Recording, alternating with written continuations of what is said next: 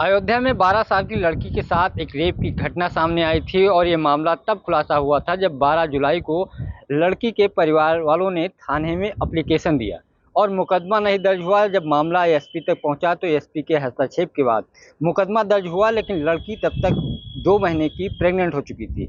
मामले की जांच शुरू हुई और मामला जो निकल करके आया, जो परिवार ने आरोप लगाया वो सपा के नेता थे और इसके साथ साथ सपा जो नेता थे उनकी दुकान थी, उस पे काम करने वाला नौकर का भी नाम सामने आया। पुलिस ने मामला दर्ज करके दोनों लोगों को जेल भेज दिया, लेकिन इसको लेकर के बड़ी सियासत हुई और ये मामला अयोध्या के पूरे कलंदर भदरसा का था। और ख़ास तौर पे जो दुकान का जो मालिक था, सपा का नेता, वो मोइन खान था और उसका नौकर जो राजू था, उसके ऊपर रेप के आरोप लगे। दोनों के खिलाफ मुकदमा दर्ज हुआ। इसको लेकर के समाजवादी पार्टी के राष्ट्रीय अध्यक्ष ने आरोप लगाया कि मुस्लिम होने के नाते उनको फंसाया जा रहा है, क्योंकि मोइन खान की जो उम्र थी वो 70 साल से ज़्यादा थी। इसको लेकर के बार बार अखिलेश यादव सरकार पे हमलावर रहे। अयोध्या पुलिस को भी कहा कि एक तरीके से फंसाया गया है और मामले की यहाँ तक बात पहुँची कि डीएनए जांच की मांग की गई। फिलहाल कोर्ट ने के आदेश और पुलिस ने परमिशन के बाद दोनों लोगों के डीएनए की जांच हुई और दोनों के सैंपल भेज दिए गए। दूसरी तरफ जो आरोपी थे उन्होंने हाई कोर्ट में जमानत याचिका डाली और इसकी सुनवाई शुरू हो गई। हालांकि सरकार की तरफ से जो वकील थे, जो पीड़ित पक्ष की तरफ से थे, उन्होंने जमानत कोर्ट में कहा कि जमानत दिया जाएगा तो दिक्कत होगी। दूसरी तरफ कोर्ट ने पूरी रिपोर्ट जो डीएनए जांच के लिए भेजी गई थी उसकी रिपोर्ट मांगी। फिलहाल अब रिपोर्ट कोर्ट में सबमिट हो चुकी, बंद लिफाफा।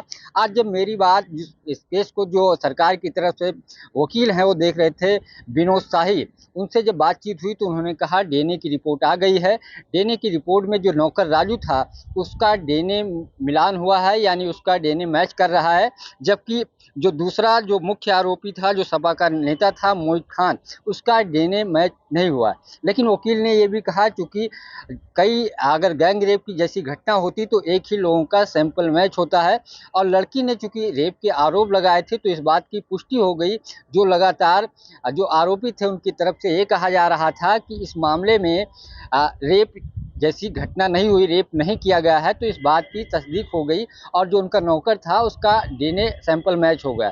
लेकिन सवाल ये भी है कि जिसके ऊपर सबसे ज़्यादा विवाद हुआ, मोइन खान जिनका घर गिराया गया, इसके आरोप में अखिलेश ने आरोप लगाया, उसका डीएनए सैंपल मैच नहीं किया।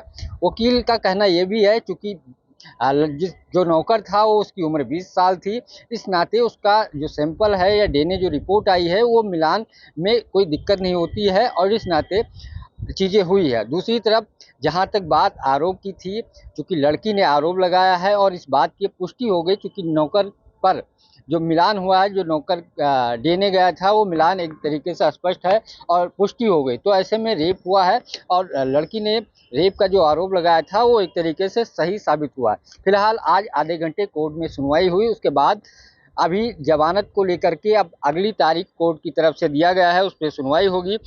फिलहाल ये पूरी रिपोर्ट आज कोर्ट में बंद लिफाफा जो है सबमिट हुई। लेकिन ये सबसे महत्वपूर्ण पार्ट ये है कि जो मोइन खान हैं, जिनको लेकर के समाजवादी पार्टी लगातार पुलिस पे या सरकार पे हमलावर हो रही थी और जांच की मांग कर रही थी, तो उस बात की पुष्टि नहीं हुई है। फिलहाल इस मामले में इलाहाबाद हाई कोर्ट ने अगली सुनवाई तक जो फैसला, आज जमानत को लेकर के चीज़ें चल रही थी, वो अगली सुनवाई को फिर से सुनवाई होगी, उसके बाद तय होगा कि जमानत देने की स्थिति में जो आरोप लगाए गए हैं, जो रिपोर्ट आई है डीएनए की, आरोपी को जमानत दिया जाए या नहीं दिया जाए, इसको लेकर के बहस होगी। और तब तक क्योंकि आज जब रिपोर्ट सबमिट हुई है, उस रिपोर्ट का भी हाई कोर्ट अध्ययन करेगा और उसके बाद जो निर्णय होगा वो अगली सुनवाई को स्पष्ट होगा कि कोर्ट जमानत देगी कि अभी और आरोपियों को जेल में रहना होगा। पंकज चतुर्वेदी, टीवी 9, लखनऊ।